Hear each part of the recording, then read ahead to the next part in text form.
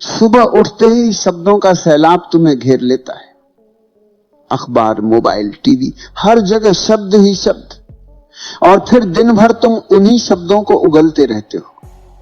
Office में बैठते हो तो डर रहता है कि अगर चुप रह गए तो लोग समझेंगे कि तुम्हें कुछ पता नहीं। दोस्तों में बैठते हो तो लगता है कि अगर राय न दी तो तुम गैर जरूरी हो जाओगे। यही डर तुम्हें शब्दों का गुलाम बना देता है। तुम्हें लगता है कि अगर तुम लगातार नहीं बोलोगे तो पीछे रह जाओगे। जैसे ही कोई मौका आता है तुम बिना सोचे समझे बोलना शुरू कर देते हो। तुम्हारी जीभ बेचैन है, उसे लगता है कि चुप रहना हार जाना है। लेकिन सच यही है कि जितना ज्यादा तुम बोलते हो उतना ही तुम भीतर से खाली होते जाते हो। भीतर झांको। तुम्हारा मन किसी हाट बाजार की तरह है, कहीं मोल भाव, कहीं झगड़ा, कहीं चिल्लपो। बाहर तुम चुप हो सकते हो पर भीतर लगातार हलचल है। एक विचार गिरता है, दूसरा कूद पड़ता है और तुम समझ भी नहीं पाते कि मौन कब खो गया। तुम्हारा अस्तित्व आकाश जैसा है लेकिन विचारों के बादल उसे ढक लेते हैं। सूर्य वही है पर दिखता नहीं। उसी तरह तुम्हारे भीतर मौन है, शांति है, पर शब्दों की धूल उसे छिपा देती है।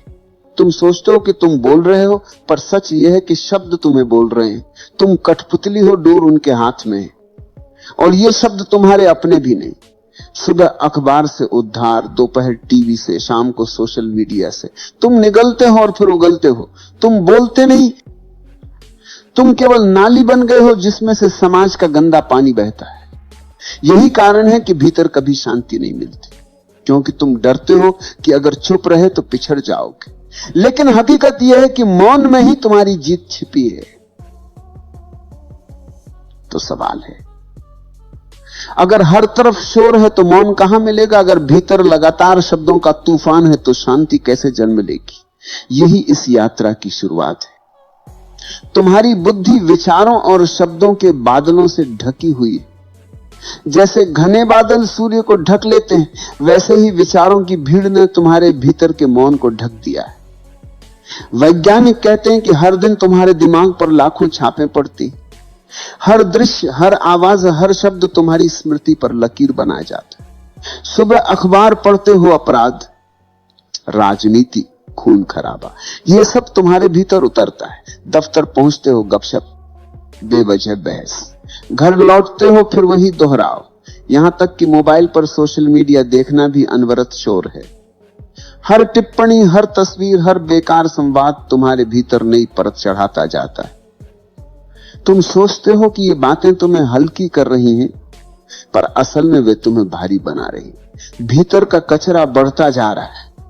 एक विचार हटता नहीं कि दूसरा तैयार खड़ा है। एक शब्द शांत नहीं होता कि दूसरा धमकता है।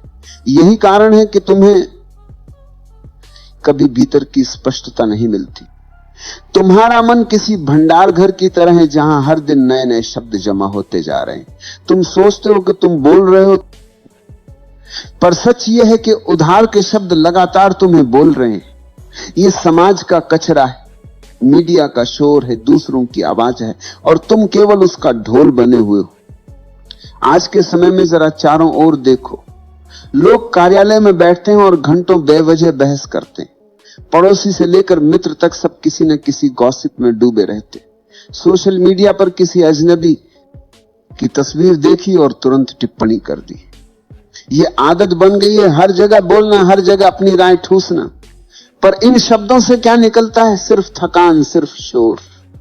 जितना अधिक तुम बोलते हो उतना ही भीतर की ऊर्जा नष्ट होती और अंत में तुम खाली रह जाते हो।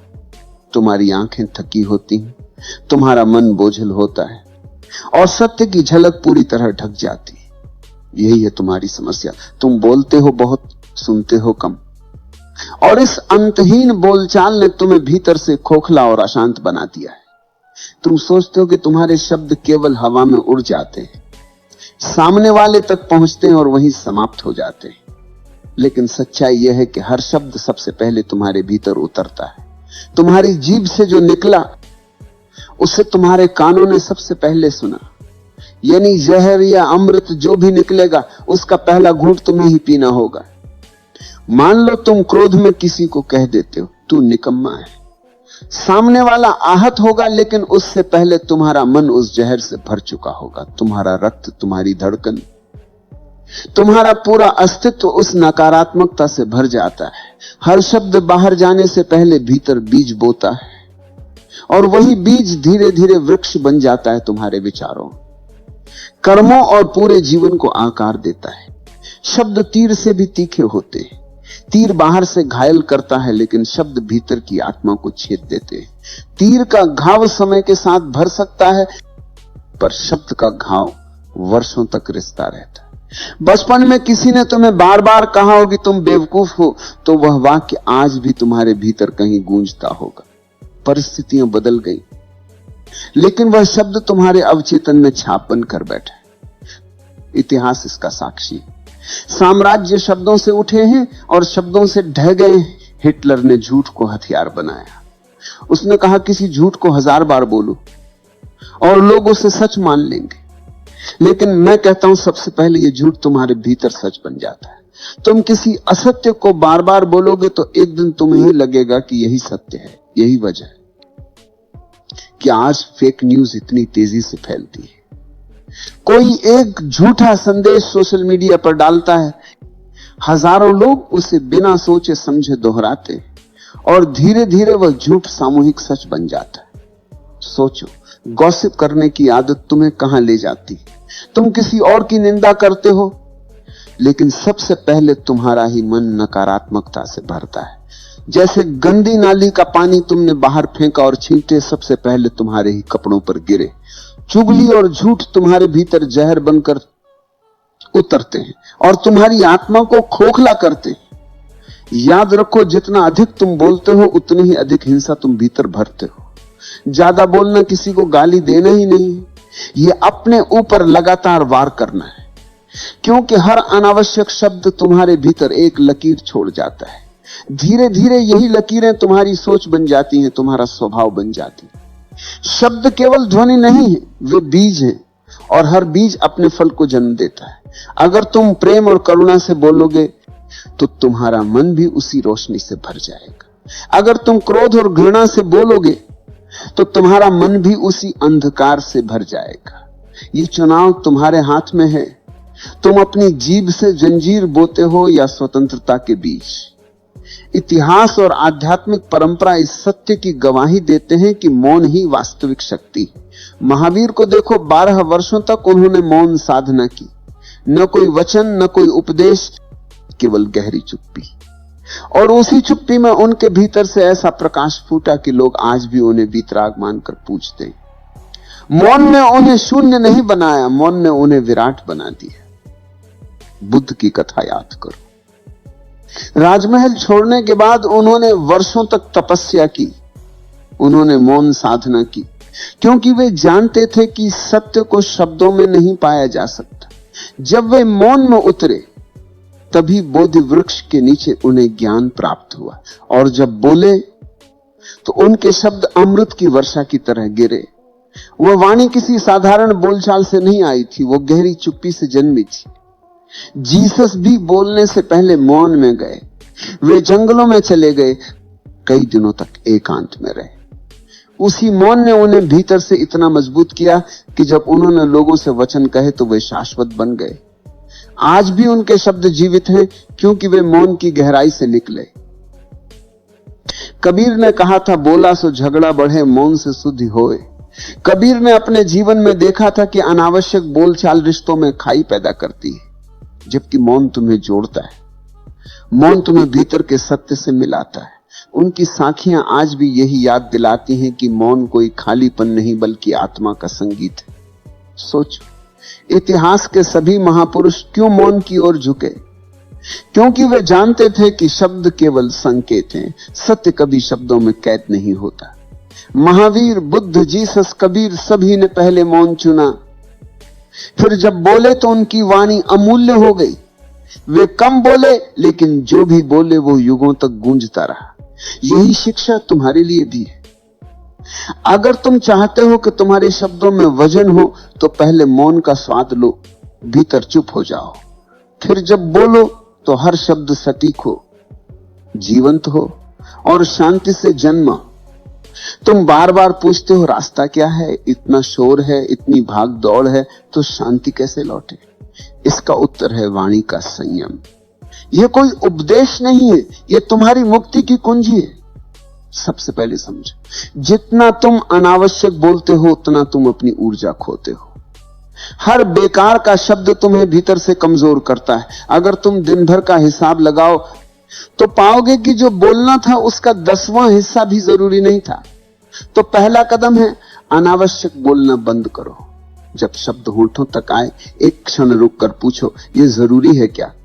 अगर नहीं तो उसे मौन में गिरा दो। मौन कभी किसी को चोट नहीं पहुंचाता, पर शब्द हजारों घाव बना सकते। दूसरा कदम है भीतर की बक बक को पहचानो। बाहर तुम चुप हो सकते हो, लेकिन भीतर रेडियो बज रहा होता है। किसी ने तुम्हें कुछ कहा, तुम बार बार उसी को दोहराते हो।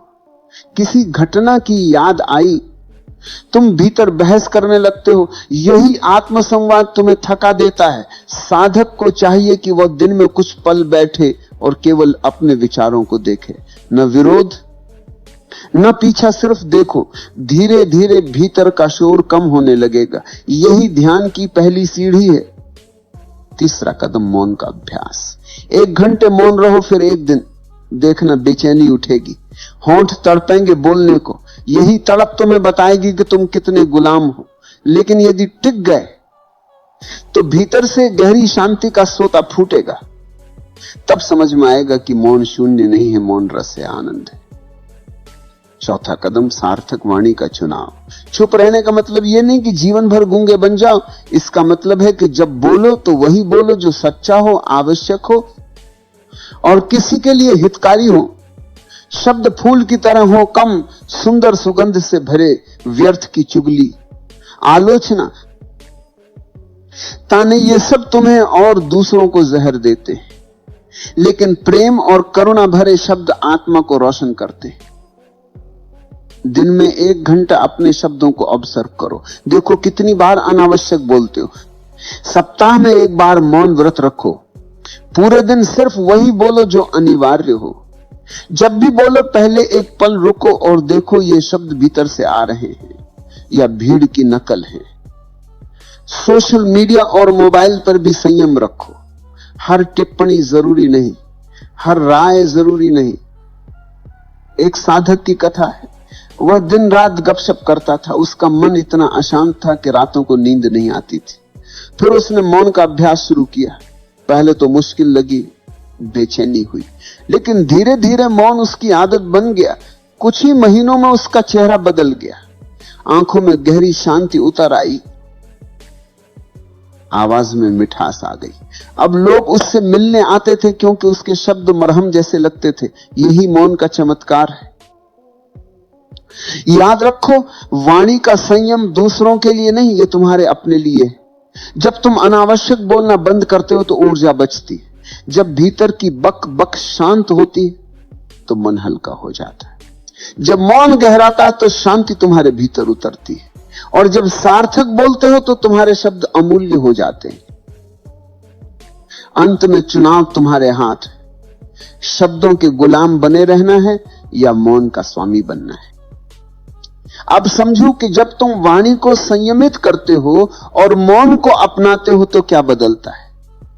यह केवल शब्दों का त्याग नहीं है, यह जीवन की दिशा बदल देता है। सबसे पहले मौन से तुम्हारा मन हल्का हो जाता। जो लगातार शोर भीतर चल रहा था वह धीरे धीरे शांत होता है।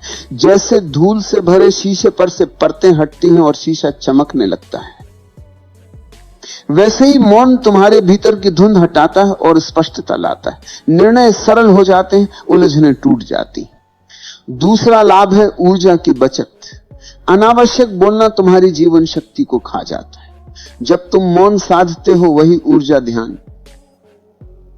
रचनात्मकता और जागरूकता में बदल जाती है। तुम कम थकते हो, तुम्हारी आंखों और चेहरे पर ताजगी उतर आती है। तीसरा, मौन तुम्हें गहरी रचनात्मकता से जोड़ता है। कलाकार, कवि, संगीतकार सभी ने देखा है कि उनकी सबसे बड़ी प्रेरणा शोर में नहीं बल्कि मौन में जन्म लेती है। मौन खालीपन नहीं, वह तो स्रोत है जहां से नई अंतर्दृष्टि और सृजनात्मकता बहती। चौथा, मौन तुम्हारे रिश्तों में परिवर्तन लाता है। ज्यादातर झगड़े अनावश्यक शब्दों से पैदा होते हैं। जब तुम कम बोलते हो तो संघर्ष घटते हैं। तुम्हारे शब्द जब आते हैं तो वजन लेकर आते हैं। लोग उन्हें गंभीरता से सुनते हैं क्योंकि वे जानते हैं कि यह शब्द भीड़ से नहीं, गहराई से निकले हैं। पांचवा लाभ है ध्यान की गहराई। मौन साधते साधते तुम्हारा मन स्थिर होता है। ध्यान अब कोई कठिन अभ्यास नहीं रहता, वह सहज बहाव बन जाता है। भीतर का मौन तुम्हें परम मौन की ओर ले जाता है।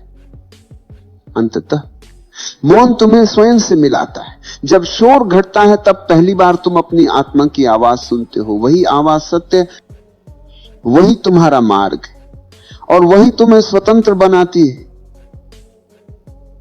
इसलिए याद रखो, मौन केवल चुप रहने का नाम नहीं, मौन आत्मा का उत्सव है। अब आखिर में याद रखो, मौन कोई दंड नहीं है, मौन तुम्हारी मुक्ति है। जितना तुम बोलते हो उतना तुम अपने भीतर की ऊर्जा खोते हो, और जितना तुम चुप होते हो उतना ही तुम्हारा अस्तित्व गहराता है। देखो जरा, तुम्हारे सारे झगड़े, सारे तनाव, सारे टूटे रिश्ते, इनकी जड़ में क्या है? शब्द। जहां चुप रहना चाहिए था वहां बोल पड़े। जहां मौन तुम्हें बचा सकता था वहां तुम्हारी जीभ ने आग लगा दी। अगर तुम सचमुच बदलना चाहते हो तो आज से संकल्प लो, मैं वही बोलूंगा जो अनिवार्य है, बाकी सब मौन में छोड़ दूंगा। यही साधना है, यही क्रांति है। याद रखो, मौन तुम्हें गूंगा नहीं बनाता, मौन तुम्हारी वाणी को मूल्यवान बनाता है। जो भीतर चुप हो गया वही बोलने का अधिकारी है। उसके शब्द शब्द नहीं रहते, वे अमृत की बूंदें बन जाते। इसलिए आज से शुरू करो, उतना ही बोलो जितना अनिवार्य है, बाकी सब मौन को समर्पित कर दो, क्योंकि मौन ही असली शक्ति है, मौन ही सच्चा संगीत है।